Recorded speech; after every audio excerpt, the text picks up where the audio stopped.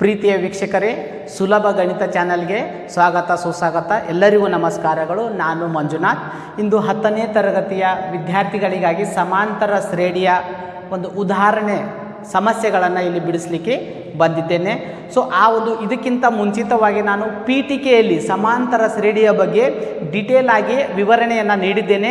ಆ ಒಂದು ವಿಡಿಯೋವನ್ನು ನೋಡದೇ ಇದ್ದಲ್ಲಿ ಡಿಸ್ಕ್ರಿಪ್ಷನ್ ಬಾಕ್ಸಲ್ಲಿ ಅದರ ಲಿಂಕನ್ನು ನಾನು ಶೇರ್ ಮಾಡಿದ್ದೀನಿ. ಅದನ್ನು ಪ್ರೆಸ್ ಮಾಡಿ ನೀವು ಆ ವಿಡಿಯೋವನ್ನು ನೋಡ್ಬೋದು. ಅದರಲ್ಲಿ ಕೊಟ್ಟಿರ್ತಕ್ಕಂಥ ಅಂಶಗಳನ್ನು ಗಮನದಲ್ಲಿಟ್ಟುಕೊಂಡು ನಾವು ಈ ಉದಾಹರಣೆಗಳನ್ನು ಬಿಡಿಸ್ತಾ ಇದ್ದೀವಿ.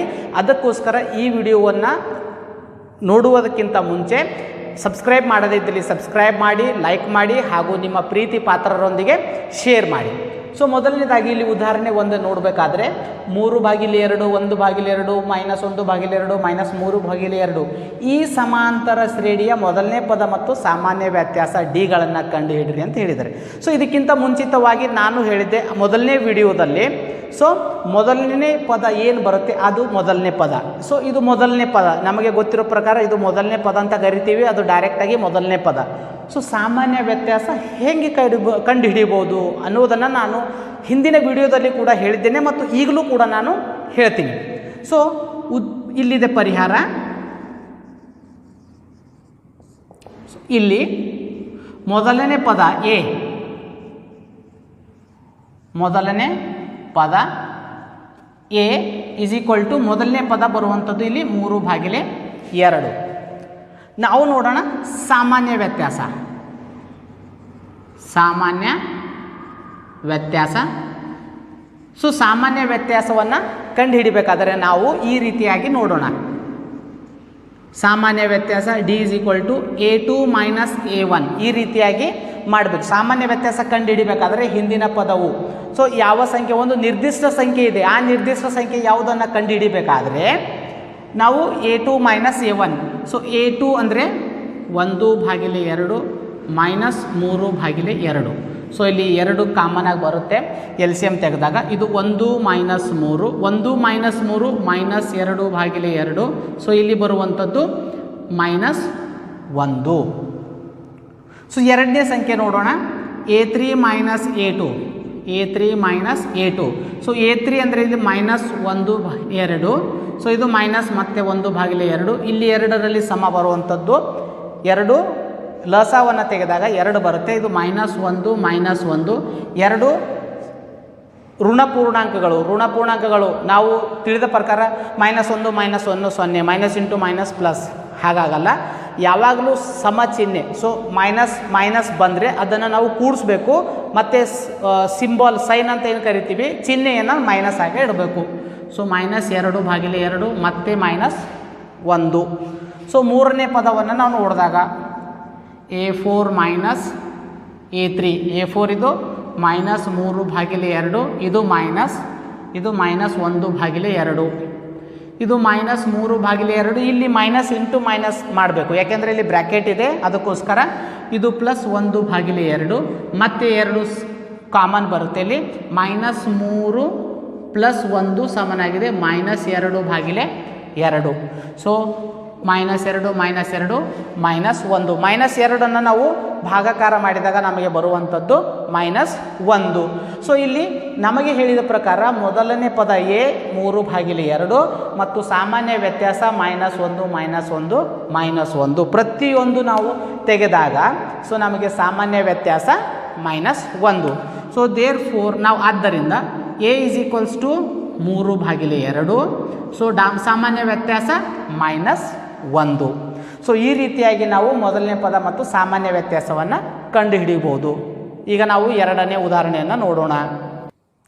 ಇಲ್ಲಿ ನೋಡಿ, ಈ ಒಂದು ಕೆಳಗಿನವುಗಳಲ್ಲಿ ಯಾವ ಸಂಖ್ಯಾಪಟ್ಟಿಗಳು ಸಮಾಂತರ ಶ್ರೇಣಿಯನ್ನುಂಟು ಮಾಡುತ್ತವೆ? ಸಮಾಂತರ ಶ್ರೇಣಿಯನ್ನು ಉಂಟು ಮಾಡಬೇಕಂತಂದರೆ ನಾನು ಮೊದಲೇ ಹೇಳಿದಂತೆ ಮುಂದಿನ ಪದವು ಹಿಂದಿನ ಪದಕ್ಕಿಂತ ಒಂದು ನಿರ್ದಿಷ್ಟವಾದಂಥ ಸಂಖ್ಯೆಯನ್ನು ನಾವು ಕೂಡಿಸಬೇಕು. ಕೂಡಿಸಿದಾಗ ನಮಗೆ ಬರುವಂತಹ ಸಂಖ್ಯೆಯೇ ಸಮಾಂತರ ಶ್ರೇಣಿ ಅನ್ನುವಂಥ ನಾನು ಅರ್ಥವನ್ನು ನೀಡಿದ್ದೇನೆ. ಆ ಅರ್ಥವನ್ನು ಇಲ್ಲಿ ಉಪಯೋಗಿಸಿಕೊಂಡು ಮುಂದಿನ ಸಂಖ್ಯೆಯು ಹಿಂದಿನ ಸಂಖ್ಯೆಗಿಂತ ಒಂದು ನಿರ್ದಿಷ್ಟ ಸಂಖ್ಯೆಯನ್ನು ಅಥವಾ ಸ್ಥಿರ ಸಂಖ್ಯೆಯನ್ನು ಹೊಂದಿದ್ದರೆ ಅದನ್ನು ನಾವು ಸಮಾಂತರ ಶ್ರೇಣಿ ಉಂಟು ಮಾಡುತ್ತದೆ ಅಂತ ಹೇಳ್ಬೋದು. ಒಂದು ವೇಳೆ ಆ ಒಂದು ನಿರ್ದಿಷ್ಟ ಸಂಖ್ಯೆ ಅಥವಾ ಸ್ಥಿರ ಸಂಖ್ಯೆ ಇರದೇ ಇದ್ದಲ್ಲಿ ಅದನ್ನು ನಾವು ಸಮಾಂತರ ಶ್ರೇಣಿ ಉಂಟು ಮಾಡುವುದಿಲ್ಲ ಅಂತ ಹೇಳ್ಬೋದು. ಸೊ ನಾವು ಮೊದಲನೇದಾಗಿ ಇಲ್ಲಿ ಮೊದಲನೇ ಉದಾಹರಣೆಗೆ ಪರಿಹಾರ ನೋಡಿದಾಗ ಮೊದಲನೇ ಉದಾಹರಣೆಗೆ ಪರಿಹಾರ ನೀಡ್ತಾ ಇದ್ದೀನಿ. ಸೊ ಪರಿಹಾರ 1. ಸೊ ಇಲ್ಲಿ ನಾವು ನೋಡಿದಾಗ ನಮಗೆ ಕೊಟ್ಟಿರುವಂಥ ಉದಾಹರಣೆ 4, 10, 16, 22. ನಾವು ಇದರ ಸಮಾಂತರ ಶ್ರೇಣಿ ಉಂಟು ಮಾಡಿದೆಯೋ ಅಥವಾ ಇಲ್ಲವೋ ಎಂದು ತಿಳಿದುಕೊಳ್ಳಲು ನಮಗೆ ಸಾಮಾನ್ಯ ವ್ಯತ್ಯಾಸ ಕಂಡುಹಿಡಿಬೇಕಾಗ್ತದೆ. ಆ ಸಾಮಾನ್ಯ ವ್ಯತ್ಯಾಸ ಕಂಡುಹಿಡಿಬೇಕಾದರೆ ನಮಗೆ A2 - A1 10 - 4 ಸಮನಾಗಿದೆ 6. ಸೊ ಇಲ್ಲಿ A3 - A2 16 - 10 6. A4 - A3 22 - 16 ಇದು 6. ಸೊ ಇಲ್ಲಿ ಒಂದು ಅಂಶವನ್ನು ನೀವು ಗಮನಿಸಿ, ಪ್ರತಿಯೊಂದು ಈ ಪಟ್ಟಿಯಲ್ಲಿ ಇಲ್ಲಿ ಸಾಮಾನ್ಯ ವ್ಯತ್ಯಾಸ 6 ಬರ್ತಾ ಇದೆ, ಸಾಮಾನ್ಯ ವ್ಯತ್ಯಾಸ. ಸೊ ಹಾಗಾಗಿ ಇಲ್ಲಿ ಸಾಮಾನ್ಯ ವ್ಯತ್ಯಾಸ ಪ್ರತಿಯೊಂದು ಸಂಖ್ಯೆಯು ಸಾಮಾನ್ಯ ವ್ಯತ್ಯಾಸ 6 ಆಗಿರುವುದರಿಂದ ಇಲ್ಲಿ ಸಮಾಂತರ ಶ್ರೇಣಿಯನ್ನು ಉಂಟು ಮಾಡುತ್ತೆ ಅಂತ ನಾವು ಹೇಳ್ಬೋದು. ಬರೆದುಕೊಳ್ಳಿ, ಎಲ್ಲ ಸಂದರ್ಭಗಳಲ್ಲಿ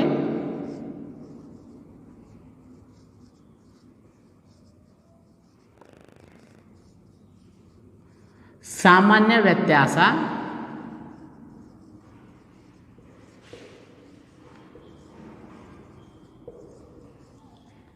ಒಂದೇ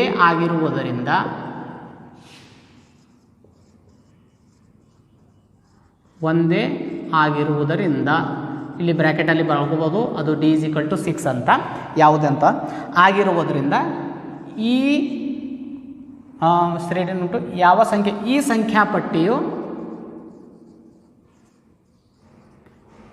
ಸಂಖ್ಯಾಪಟ್ಟಿಯು ಸಮಾಂತರ ಶ್ರೇಣಿಯನ್ನು ಉಂಟು ಮಾಡಿದೆ ಅಂತ ಹೇಳ್ಬೋದು. ಸಮಾಂತರ ಶ್ರೇಣಿಯನ್ನುಂಟು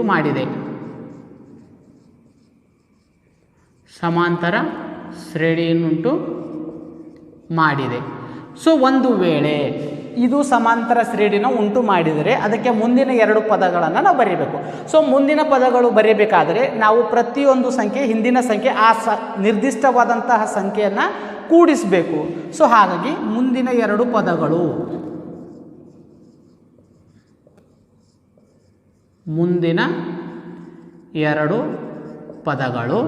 ಸೊ ನಾವು ಕೊನೆಯದಾಗಿ ತೆಗೆದುಕೊಂಡಿದ್ದು ಇಲ್ಲಿ 22.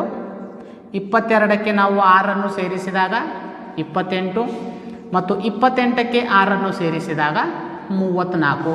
ಸೊ ಹಾಗಾಗಿ ಮುಂದಿನ 2 ಸಮಾಂತರ ಶ್ರೇಣಿಯ ಮುಂದಿನ 2 ಪದಗಳೆಂದರೆ 28 ಮತ್ತು 34. ಸೊ ನಾವು ಈಗ 2ನೇ ಸಮಸ್ಯೆಯನ್ನು ಬಿಡಿಸೋಣ.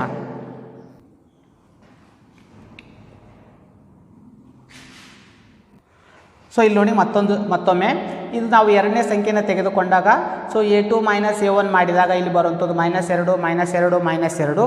ಹಾಗಾಗಿ ಎಲ್ಲ ಸಂದರ್ಭಗಳಲ್ಲಿ ಸಾಮಾನ್ಯ ವ್ಯತ್ಯಾಸ 2 -2 ಆಗಿರುವುದರಿಂದ ಈ ಸಂಖ್ಯಾಪಟ್ಟಿಯು ಸಮಾಂತರ ಶ್ರೇಣಿಯನ್ನು ಉಂಟು ಮಾಡಿದೆ ಅಂತ ಹೇಳ್ಬೋದು. ಹಾಗಾಗಿ ಸಮಾಂತರ ಶ್ರೇಣಿ ಉಂಟು ಮಾಡಿದರೆ ಮುಂದಿನ 2 ಪದಗಳನ್ನು ಬರೆಯಿರಿ ಅಂತ ಹೇಳಿದ್ದಾರೆ. ಸೊ ಮುಂದಿನ 2 ಪದಗಳು ಇಲ್ಲಿ ಕೊನೆಯ ಪದ ನಾವು -5 ತೆಗೆದುಕೊಂಡಿವಿ. ಹಾಗಾಗಿ -5 ಮತ್ತು -2, ಯಾಕೆಂದರೆ ಇಲ್ಲಿ ಪ್ರತಿಯೊಂದು ಸಾರಿ ಸಾಮಾನ್ಯ ವ್ಯತ್ಯಾಸ -2 ಆಗಿರೋದ್ರಿಂದ -2 ಕೂಡಿಯುವುದರಿಂದ ನಮಗೆ ಬರುವಂಥದ್ದು -7. ಸೊ -7 -2 -9. ಸೊ ಈ ರೀತಿಯಾದಂಥ ಸಮಸ್ಯೆಗಳನ್ನು ಕೊಟ್ಟಾಗ ನಾವು ಈ ರೀತಿಯಾಗಿ ಬಿಡಿಸಬೇಕು. ಸೊ ಹಾಗಾಗಿ ನಾವು ಈಗ 3ನೇ ಒಂದು ಸಮಸ್ಯೆಯನ್ನು ಬಿಡಿಸೋಣ. ಸೊ ಈ ಸಂಖ್ಯೆಯನ್ನು ಬಿಡಿಸಿದಾಗ ನಾವು ಇದರಲ್ಲಿ ಮತ್ತೆ ಸಾಮಾನ್ಯ ವ್ಯತ್ಯಾಸ ಕಂಡುಹಿಡಿಯೋಣ. A2 - A1 2 -2. ಸೊ 2 ಇಲ್ಲಿ ನೋಡಿ A2 +2 ಇರುವುದರಿಂದ +2 ಇಟ್ಕೊಳ್ಳಿ, minus as it Yesu A1 value -2 ಇರುವುದರಿಂದ -2 ಇಟ್ಕೊಂಡು ಮೈನಸ್ ಇಂಟು ಮೈನಸ್ +2 ಸಮನಾಗಿದೆ 4. ಹಾಗೆಯೇ A3 - A2 ತೆಗೆದುಕೊಳ್ಳೋಣ. A3 -2 ಆಗಿದೆ, A1 +2 ಆಗಿದೆ. ಸೊ ಹಾಗಾಗಿ ಇದು -2 ಮೈನಸ್ ಇಂಟು ಪ್ಲಸ್ -2 ಇಲ್ಲಿ ಬರ್ತಾ ಇದೆ -4. ಮೊದಲನೇದಾಗಿ ಇಲ್ಲಿ ಬಂದಂತಹ ಸಾಮಾನ್ಯ ವ್ಯತ್ಯಾಸ +4, ಎರಡರಿಂದಲ್ಲಿ ಬಂದಂಥದ್ದು -4. ಸೊ ಹಾಗಾಗಿ ಆದ್ದರಿಂದ ಇಲ್ಲಿ A2 - A1 ಸಮನಾಗಿಲ್ಲ A3 - A2. A3 minus A1ಗೆ A3 minus A2 ಸಮನಾಗಿಲ್ಲ.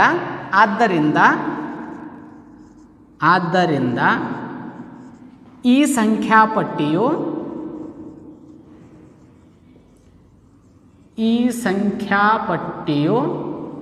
ಸಮಾಂತರ ಶ್ರೇಣಿಯನ್ನುಂಟು ಮಾಡಿಲ್ಲ.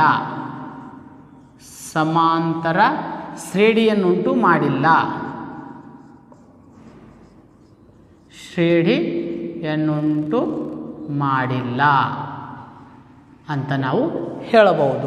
ಯಾವಾಗ ಪ್ರತಿಯೊಂದು ಸಂಖ್ಯೆಯ ಸಾಮಾನ್ಯ ವ್ಯತ್ಯಾಸ ಸಮನಾಗಿರುತ್ತದೋ ಅಂತಹ ಒಂದು ಸಂದರ್ಭದಲ್ಲಿ ನಾವು ಅದು ಸಮಾಂತರ ಶ್ರೇಣಿ ಅಂತ ಹೇಳಬಹುದು. ಯಾವಾಗ ಸಾಮಾನ್ಯ ವ್ಯತ್ಯಾಸ ಸಮನಾಗಿರುವುದಿಲ್ಲವೋ ಆವಾಗ ನಾವು ಸಮಾಂತರ ಶ್ರೇಣಿ ಇಲ್ಲ ಅಂತ ಹೇಳ್ಬೋದು. ನಾವು ಮುಂದಿನ ಸಮಸ್ಯೆ ನೋಡೋಣ. ಸೊ ಇಲ್ಲಿ ನೋಡಿ, ಇವಾಗ ಇಲ್ಲಿ ನಾವು ಸಾಮಾನ್ಯ ವ್ಯತ್ಯಾಸ ಕಂಡುಹಿಡಿದಾಗ A2 minus A1 1 minus 1 0, A3 minus A2 ಮತ್ತು A3 1 ಮೈನಸ್ A1 1 0 ಮತ್ತು A4 ಮೈನಸ್ A3 A4 ಇದರಲ್ಲಿ 2 ಮೈನಸ್ 1 ಮಾಡಿದಾಗ 1 ಬರ್ತಾ ಇದೆ. ಸೊ ಇಲ್ಲಿ ಸಾಮಾನ್ಯ ವ್ಯತ್ಯಾಸ 2ರಲ್ಲಿ 0 ಬರ್ತಾ ಇದೆ ಮತ್ತು 3ನೇದಲ್ಲಿ 1 ಬರ್ತಾ ಇದೆ. ಹಾಗಾಗಿ ಇಲ್ಲಿ ಸಾಮಾನ್ಯ ವ್ಯತ್ಯಾಸ ಎಲ್ಲ ಕಡೆ ಸಮನಾಗಿ ಇಲ್ಲ. ಆದ್ದರಿಂದ ಈ ಸಂಖ್ಯಾಪಟ್ಟಿಯು ಸಮಾಂತರ ಶ್ರೇಣಿಯನ್ನುಂಟು ಮಾಡಿಲ್ಲ. ಸೊ ಹೀಗಾಗಿ A2 ಮೈನಸ್ A1 ಸಮನಾಗಿದೆ, A3 minus A2 ಸಮನಾಗಿಲ್ಲ, A4 minus A3 A3. So ಹಾಗಾಗಿ ಈ ಎಲ್ಲ ಮೇಲಿನ ಸಂದರ್ಭಗಳಲ್ಲಿ ಸಾಮಾನ್ಯ ವ್ಯತ್ಯಾಸ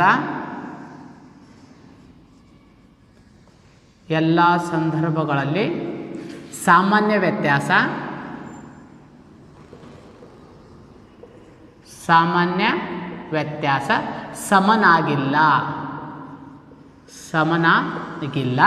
ಆದ್ದರಿಂದ ಈ ಸಂಖ್ಯಾಪಟ್ಟಿಯು ಸಮಾಂತರ ಶ್ರೇಣಿಯನ್ನುಂಟು ಮಾಡಿಲ್ಲ. ಸಮಾಂತರ ಶ್ರೇಣಿಯನ್ನುಂಟು ಮಾಡಿಲ್ಲ.